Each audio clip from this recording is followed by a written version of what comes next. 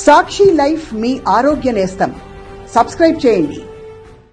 అయోధ్యలో రామమందిర ప్రారంభోత్సవానికి సన్నాహాలు ముమ్మరంగా సాగుతున్నాయి. 7 రోజులుగా జరుగుతున్న రామ్లల్లా పట్టాభిషేక మహోత్సవంలో నేడు 5వ రోజు. జనవరి 16న ప్రారంభమైన ఈ కార్యక్రమం జనవరి 22న రామ్లల్లా ప్రాణ ప్రతిష్ఠతో ముగుస్తుంది. ప్రస్తుతం జరుగుతున్న ప్రాణ ప్రతిష్ఠ కార్యక్రమాల్లో భాగంగా రాములోరు ఇప్పటికే గర్భగుడిలోనికి చేరుకున్నారు. అయోధ్యలో ఈ రోజు జరగనున్న అనుష్ఠాన కార్యక్రమం ఎంతో ప్రత్యేకత కలిగినది. ఈ రోజు రామాలయంలోని గర్భగుడిని సరియు పవిత్ర జలంతో శుద్ధి చేసి వాస్తుశాంతి, అన్నాధివాసం కార్యక్రమాలు నిర్వహించనున్నారు. అలాగే శకరాధివాసం, ఫలాదివాసం, పుష్పాధివాసం మొదలైన అనుష్ఠానాలు జరగనున్నాయి. పంచదారలో, పండ్లలో, పుష్పాలలో బాలరాముని విగ్రహాన్ని కొంతసేపు ఉంచుతారు. ఇక 6వ రోజు అంటే ఆదివారం రామ్లల్లా విగ్రహానికి 125 కలశాల నీటితో స్నానం చేయించి పవలింపజేస్తారు. ఆ మరుసటి రోజు అంటే జనవరి 22న శ్రీరాముని ప్రాణ ప్రతిష్ఠ వేడుక జరగనుంది. ఈ ఉత్సవం మధ్యాహ్నం 12:30 గంటలకు నిర్వహించనున్నారు. అయోధ్యలో ఎటు చూసినా భద్రతా బలగాలే. నిరంతరం పోలీసుల నిఘా, చీమ చిటుక్కుమన్నా సరే ఇట్టే పట్టేసేలా పహారా. అయోధ్య రాముడి ప్రాణ ప్రతిష్ఠ సందర్భంగా 10,000 మంది బలగాలతో భద్రతను కట్టుదిట్టం చేశారు.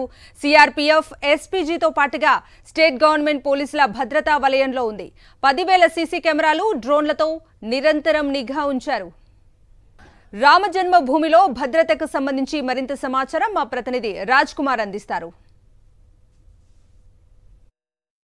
రామ్ జన్మభూమి మొత్తం కూడా పూర్తి స్థాయిలో భారీ స్థాయి సెక్యూరిటీ ఫోర్సెస్తో డిప్లాయ్ చేసినటువంటి పరిస్థితులు మనకు కనబడుతున్నాయి. చీమ చిటుక్కుమన్నా సరే పూర్తి స్థాయిలో నిఘా నేత్రంలో అయోధ్యలో వెళ్ళిపోయిందని చెప్పుకోవచ్చు. ప్రధానమంత్రితో పాటుగా దాదాపుగా భారీ స్థాయిలో వీవీఐపీలు రానుండడంతో పూర్తి స్థాయిలో సీసీ కెమెరాల పర్యవేక్షణలో అయోధ్య మొత్తం నిండిపోయింది. దాదాపుగా సిటీ మొత్తం చూసుకుంటే 10,000 పైగా సీసీ కెమెరాలను ఏర్పాటు చేయడం జరిగింది. సో ఒక కంట్రోల్ రూమ్ను ఏర్పాటు చేశారు. మొత్తం అయోధ్యనంతా కూడా 7 భాగాలుగా విభజించారు. 18 జోన్లుగా విభజించి ఎక్కడికక్కడ సెక్యూరిటీ సంబంధించినటువంటి చెకింగ్స్ చేసినటువంటి పరిస్థితి కనబడుతుంది. సో మనం హైవేకి సంబంధించి అయోధ్య హైవేకి సంబంధించినటువంటి రోడ్లో ఉన్నాం. మనం అటువైపు చూసుకోవచ్చు. మహిళలకు సంబంధించినటువంటి సిఆర్పీఎఫ్తో పాటుగా ప్రధానమంత్రి భద్రత చూసేటువంటి ఎస్పీజీ భద్రతా బలగాలు ఇప్పటికే వచ్చాయి. ఎన్పీజీకి సంబంధించినటువంటి భద్రతా బలగాలతో పాటుగా యూపీ స్టేట్ గవర్నమెంట్కి సంబంధించినటువంటి పోలీసులను కూడా 10,000 మందిని డిప్లాయ్ చేశారు.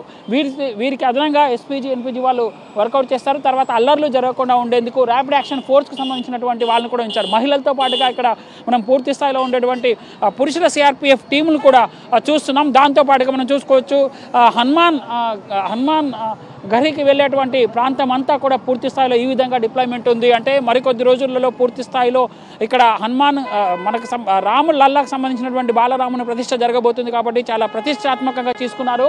మొత్తం దేశవ్యాప్తంగా 8 నుంచి 9,000 మంది వీవీఐపీలను కూడా ఆహ్వానించడంతో ఇక్కడ అయోధ్య అంతా కూడా పూర్తి స్థాయిలో ఇలా భద్రతా వలయంలో ఉంది. మొత్తం సీసీ కెమెరాలు ఏర్పాటు చేశారు. ఒక్కొక్క వలయంలో ఎస్పీజీ, రామాలయంకు దగ్గర ప్రాంతంలో వీవీఐపీలు ఉంటారు కాబట్టి అక్కడ ఎస్పీజీ చూసుకుంటుంది, తర్వాత ఎన్పీజీ చూసుకుంటుంది. ఆ తర్వాత 7 అంచెల భద్రతా వ్యవస్థల మధ్యలో చూసుకున్నట్లయితే సిఆర్పీఎఫ్ ఉంది. వీళ్ళతో పాటుగా స్టేట్ డిప్లాయ్మెంట్లో స్పెషల్ ఫోర్స్ అంటే ఐపీఎస్కి సంబంధించినటువంటి ఒక క్యాడర్ ఉంటుంది. తర్వాత సిఐ లెవెల్లో ఉండేటువంటి ఇంకొక క్యాడర్ ఉంటుంది. ఇలా అంచెలంచెలుగా 7 అంచెల భద్రతా వ్యవస్థ మధ్య పూర్తి స్థాయిలో అయోధ్య మొత్తం కూడా సెక్యూరిటీ కన్సర్న్లో ఉండిపోయిందని చెప్పుకోవచ్చు. మొత్తం 10,000 మంది పూర్తి స్థాయిలో భద్రతా వలయాలు, ఎస్పీజీ వీళ్ళతో పాటుగా అదనంగా ఏర్పాటు చేయడం జరిగింది. సో కంప్లీట్గా అయోధ్యకు సంబంధించినటువంటి సెక్యూరిటీ ఫోర్సెస్ చూస్తున్నాం మనం విజువల్లో ప్రత్యక్షంగా. పూర్తి స్థాయిలో ఎక్కడ చూసినా కూడా టీములు ఎక్కడెక్కడ వర్క్ చేస్తున్నాయి.